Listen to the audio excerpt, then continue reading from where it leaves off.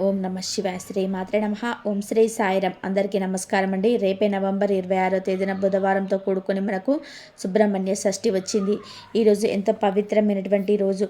ఈ రోజున ప్రత్యేకంగా సుబ్రహ్మణ్య స్వామికి పూజ చేస్తూ ఉంటారు. అలాగే పుట్టకు వెళ్ళి పాలు పోస్తూ ఉంటారు.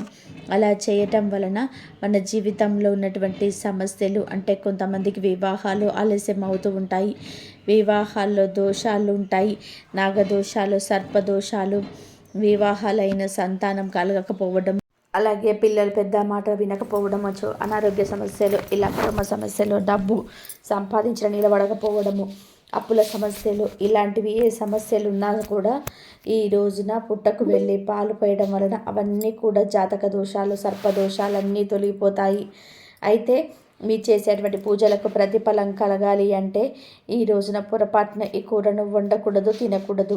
ఎందుకు అంటే అన్ని విషయాల్లో నియమనిష్టలతో ఆడవాళ్ళు ఎంతో భక్తిగా శ్రద్ధగా పూజలు చేస్తూ ఉంటారు. కానీ కూరల విషయంలో పొరపాటు పడుతూ ఉంటారు. నాన్ వెజ్ తినకూడదని అందరికీ తెలిసిందేనండి. కానీ నాన్ వెజ్తో పాటుగా వెజ్లో కూడా, అంటే కూరల్లో కూడా కొన్ని రకాలైనటువంటి కూరలు తినకూడదు అని చెప్పేసి మనకు శాస్త్రాల్లో చెప్పడం అనేది జరుగుతుంది. కాబట్టి మనం చేసే పూజలకు ప్రతిఫలం కలగాలి అంటే ఈ కూరను వండకుండా తినకుండా ఉంటే మీరు చేసే పూజలనేటివి స్వయంగా దైవానికి చెందుతాయి. లేదనుకుంటే ఎంత చేసినా కూడా, మనం చాలా సందర్భాలు అనుకునే మాట, ఎన్ని పూజలు చేసినా కూడా వృధా అయిపోతున్నాయి, భుజల పూసిన పన్నీరు అయిపోతున్నాయి, మా బాధ అసలు దైవానికి చెందుతుందో లేదో, మా పూజలు ఆ నాయన స్వీకరిస్తున్నాడో లేదో అని చెప్పేసి చాలాసార్లు కుమిలిపోతూ ఉన్నాము. అలాంటివి జరగకుండా ఉండాలి అంటే కూరల విషయంలో కూడా జాగ్రత్త తప్పనిసరి, నియమనిష్టలతో పాటు. కాబట్టి ఏ కూరను వండకూడదు, అలాగే ఏ కూరను వండుకోవచ్చు, పూజ ఎలా చేసుకోవాలి, ఎలాంటి నియమాలను ఆచరించాలి, ఇలాంటివన్నీ కూడా వీడియోని మీరు చక్కగా చూస్తే అంతా కూడా వివరంగా అర్థమవుతుంది. అలాగే మరికొంతమందికి చేరడం కోసం వీడియోకి ఒక లైక్ ఇచ్చి సపోర్ట్ చేయండి. రేపు అంటే 26వ తేదీన మనకి బుధవారంతో కూడుకొని ఈ సుబ్రహ్మణ్య షష్ఠి వచ్చింది. ఈ రోజున సుబ్రహ్మణ్యేశ్వర స్వామి జన్మించారు. సుబ్రహ్మణ్య స్వామి అంటే శివుడికి కలిగినటువంటి రెండవ సంతానం. కుమారస్వామి అంటారు, మురుగన్ అంటారు, సుబ్రహ్మణ్య స్వామి అంటారు, కార్తికేయ స్వామి అంటారు. ఇలా రకరకాల పేర్లతో పిలుస్తుంటారనమాట. ఈ రోజున ఆ సుబ్రహ్మణ్య స్వామి జన్మించినటువంటి రోజు కాబట్టి సుబ్రహ్మణ్య షష్ఠి అంటారు. అయితే షష్ఠి రోజున మనకి ఆ సుబ్రహ్మణ్య స్వామి జన్మించాడు అని చెప్పి మనకు శాస్త్రాల్లో చెప్పడం అనేది జరిగింది. కాబట్టి ఈ రోజున మీరు చేసేటువంటి పూజలకు, పరిహారాలకి, అలాగే పుట్ట దగ్గరికి వెళ్ళి ఇలా పాలు పోయడాన మీకు విశేషమైనటువంటి పుణ్య ఫలితం అనేది కలుగుతుంది. ముఖ్యంగా చాలామంది కూడా నాగదోషాలతో, సర్పదోషాలతో, అనేక రకాలైన సమస్యలతో బాధపడుతూ ఉంటారు. అవన్నీ కూడా తొలగించుకోవడానికి ఇంతకన్నా మంచి రోజు మనకు రాదు. మార్గశిర మాసంలో శుక్లపక్షంలో వచ్చేటువంటి షష్ఠినే సుబ్రహ్మణ్య షష్ఠి అంటారు.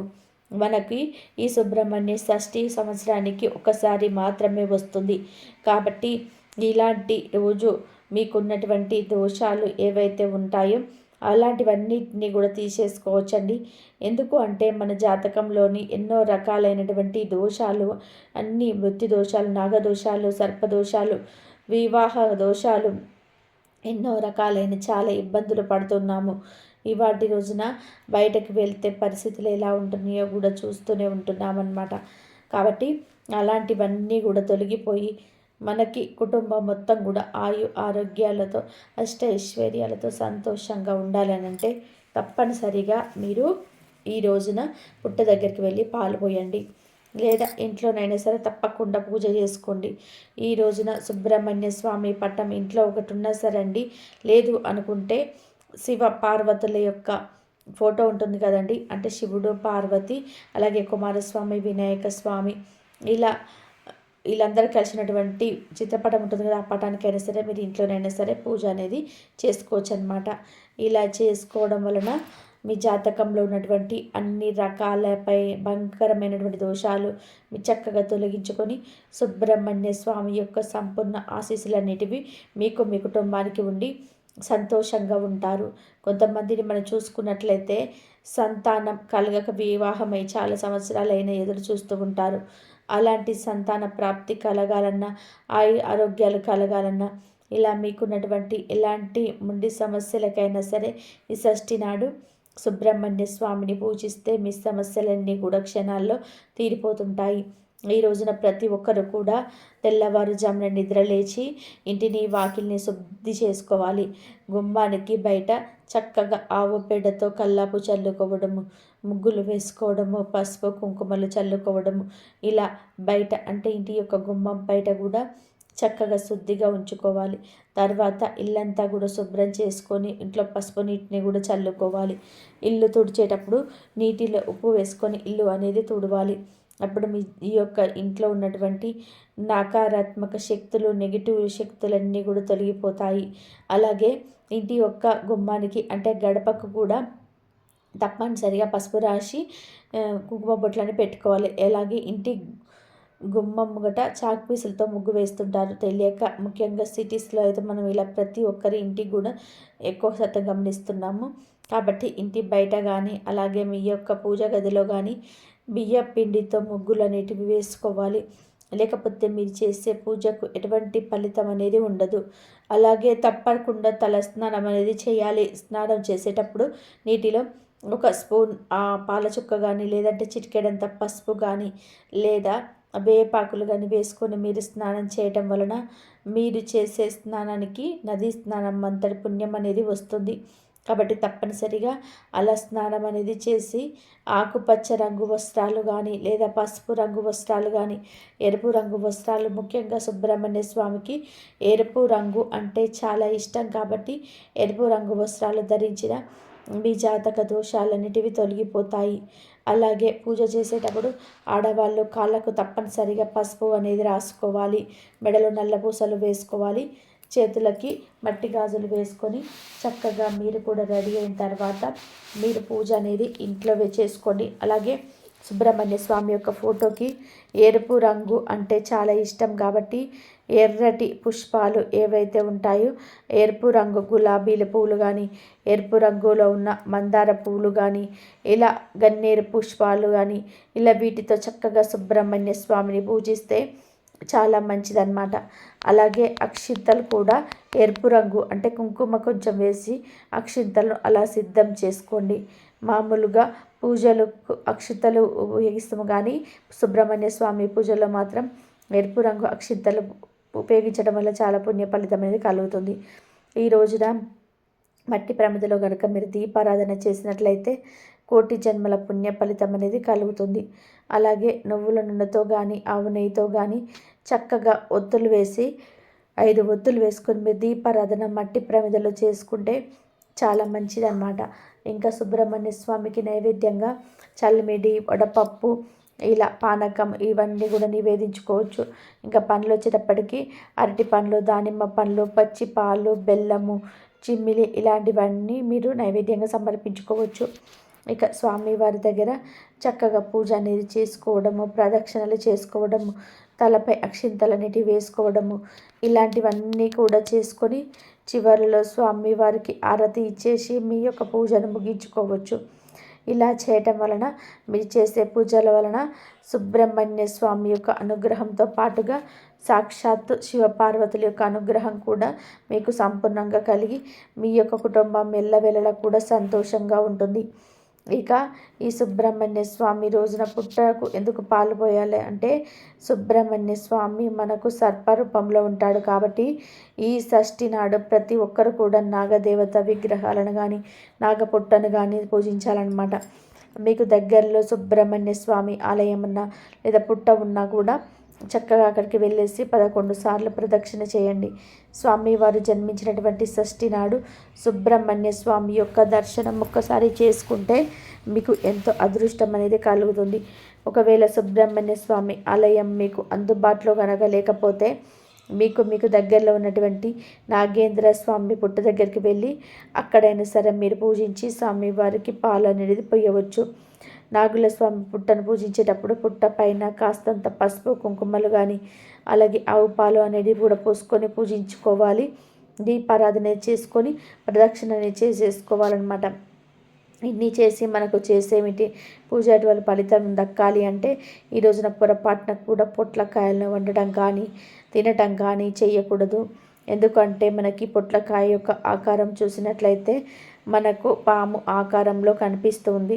కాబట్టి మనకి ఈ రోజున నాగేంద్ర స్వామి రూపమైనటువంటి ఆ యొక్క పుట్టలో మనము పూజ చేసి పాలు పోసి చక్కగా మనం భక్తి శ్రద్ధలతో ఎన్నో నియమనిష్టలతో మనకున్నటువంటి సమస్యలు, కీడులు, దోషాలు ఇలాంటివన్నీ కూడా తొలగిపోవడానికి పూజలు చేస్తూ ఉంటాము. కాబట్టి ఈ రోజున పొరపాటున కూడా ఈ పొట్లకాయ కూరను వండడం కానీ తినడం కానీ చేయకూడదు అని చెప్పేసి మనకు శాస్త్రాలు చెప్పడం అనేది జరిగింది. కాబట్టి రేపు మీరు పొరపాటున కూడా ఈ పుట్టలో పాలు పోసేవారు ఎవరైనా కానీ సరే, మిగిలిన వారైనా సరేనండి, ఈ పొట్లకాయను వండొద్దు, తినొద్దు. ఇక తర్వాత మళ్ళీ మనకి పొడవుగా కనిపించే కాయగూరల్లో ములక్కాయలు కూడా ఒకటి. ఇవి కూడా మెలికలుగా పొడవుగా ఉంటూ ఉంటాయి. కాబట్టి ఈ రోజున ములక్కాయలు కూడా ఎట్టి పరిస్థితుల్లో కూడా వండొద్దు, తినొద్దు. పప్పు చారులో కానివ్వండి, సాంబార్లో కానివ్వండి, ములక్కాయ ఇగురు రూపంలో ఆరోగ్యానికి మంచిదని చెప్పేసి తరచు వాడుకునే వాటిలో ఉన్నారు. అలాంటి వారు ఎవరైనా సరే రేపొక్కరోజు మీరు ఈ ములక్కాయ కూరను పక్కన పెట్టేసింది. అలాగే మునగాకును కూడా తినకూడదన్నమాట. కాబట్టి ఈ ములక్కాయ అనేది కూడా ఈ రోజున వండకూడడం కానీ తినడం కానీ చేయకూడదు. కూడదు అని తింటే మాత్రం కొన్ని రకాలైనటువంటి గ్రహ దోషాలు అనేటివి మీ వెంటపడి మీరు చేసేటువంటి పూజలకు ఎటువంటి ఫలితం అనేది లేకుండా పోతుంది. ఇంకా బీన్స్ అన్నమాట. బీన్స్ కూడా మనకి ఇవి కూడా మెలికలు తిరిగి పొడవుగా ఉంటూ ఉంటాయి. చిక్కుళ్ళు జాతికి చెందిన సంబంధించినవి. ఈ రోజున బీన్స్ కానీ చిక్కుడుకాయలు కానివ్వండి, ఇలాంటివి కూడా వండకూడదు, తినకూడదు. కూడదని తింటే మాత్రం కోరి కష్టాలను అయితే కొనుక్కొని తెచ్చుకున్నట్టు అవుతారు. ఈ రోజున ఇలాంటివి తినటం వలన చేతిలో చిల్లిగవ్వ అనేది కూడా లేక చేతుల్లో అప్పుల పాలైపోతవడం, ఇంకా జన్మల దరిద్రం అనేది పట్టి పీడించడం, చేసే పూజలకు కూడా వ్రతాలకు ఎటువంటి ఫలితం అనేది లేకుండా పోవడం, ఇలాంటివన్నీ కూడా జరుగుతూ ఉంటాయి. ఒక్క కూరల్లోనే ఇంత ఉంటుందా అంటే ఖచ్చితంగా ఉంటుందండి.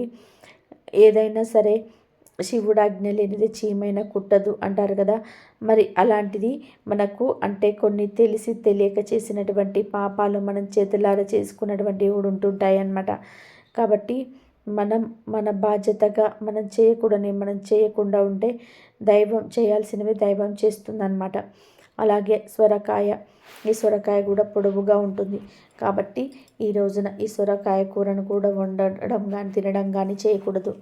ఈ సొరకాయను చాలామంది జ్యూసుల రూపంలో కూడా వాడుతూ ఉంటారు. అలా రేపు జ్యూసుల రూపంలో కూడా ఈ సొరకాయలు కావచ్చు, గుమ్మడికాయ కావచ్చు, ఇంకా అల్లము, వెల్లుల్లి, ఉల్లి ఇలాంటి పదార్థాలను కూడా మీరు వండడం కానీ తినడం కానీ చేయకూడదు. ఇలాంటివి తింటే మాత్రం మీరు చేతులారా చేసే పూజలకు ఉపయోగం అనేది ఉండదు. ఇంట్లో కాదు, బయట కూడా తినకూడదు.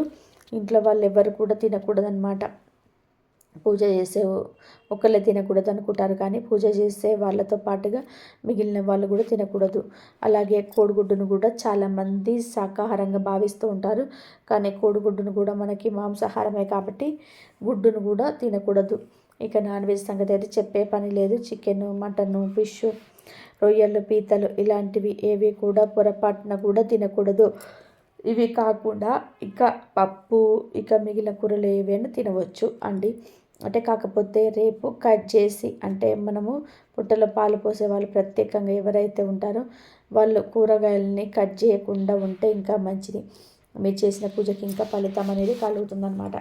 కాబట్టి మీరు పప్పు వండుకున్నారనుకోండి ఇంకా మంచిది. ఎందుకంటే అది మనం డైరెక్ట్గా కడిగి పొయ్యి మీద పెట్టేసి ముద్దపప్పు చక్కగా వండుకొని అందులో కాస్తంత పచ్చడి వేసుకొని తిన్నా కూడా అది మనకు కమ్మగా ఉంటుంది. కాబట్టి పప్పు వండుకోవచ్చు అనమాట. కాబట్టి చక్కగా ఇలా చేయండి. ఈ కూరలు మాత్రం వండొద్దు, తినొద్దు. అలాగే రేపు గోవుకు ఆహారంగా మీరు పచ్చిగడ్డిని కానీ లేదంటే కూరగాయలని కానీ తినిపిస్తే చాలా పుణ్య ఫలితం అనేది కలుగుతుంది.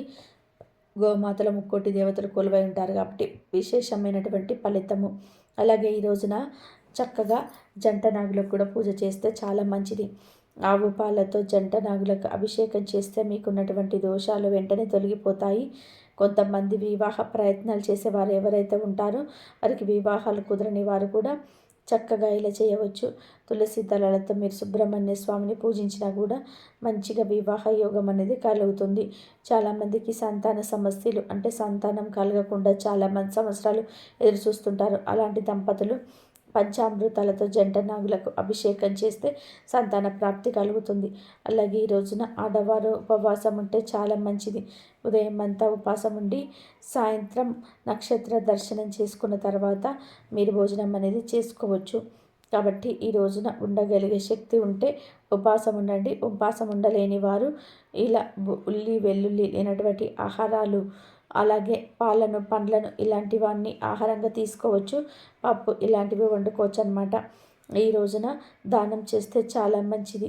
ఎవరికైనా అన్నదానం చేస్తే ఒక్కరికైనా సరే మీకు ఎంతో పుణ్య ఫలితం అనేది కలుగుతుంది.